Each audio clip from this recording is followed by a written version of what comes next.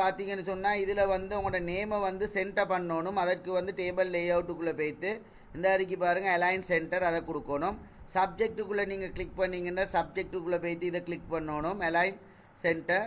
அதே மாதிரி வந்து டோட்டலுமே வந்து அலைன் சென்டர்.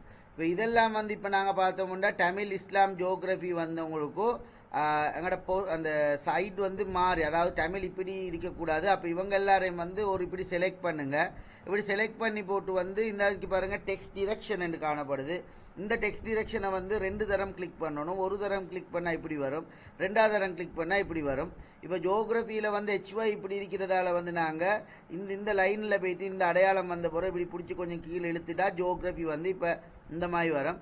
இப்போ என்ன செய்கிறீங்கன்னு சொன்னால் இப்போ இவ்வளோத்தையுமே வந்து நாங்கள் ஒரு கேப் கூட இருக்கிறதால குறைக்கணும்.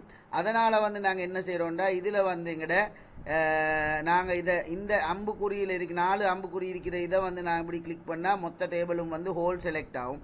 இப்போ நீங்கள் ஒட்டோ ஃபிட்ன்றதில் காணப்படுது பாருங்கள். இந்த ஒட்டோ ஃபிட்டை வந்து கிளிக் பண்ணி இதில் ஒட்டோ கண்டென்ட்ன்றதை வந்து இதில் கிளிக் பண்ணுங்கள். உங்களுக்கு வந்து இந்த இடத்துல வந்து ஒட்டோ கண்டென்ட்க்கு வந்து இப்படி உங்களோட டேபிள் வந்து இப்படி செட் ஆகும். சரியா? ஓகே. இப்போ இந்த டேபிள் செஞ்ச பிறகு வந்து அடுத்ததாக புது பேஜ் ஒன்றை இப்படி என்டர் தட்டி எடுத்துக்கோங்க.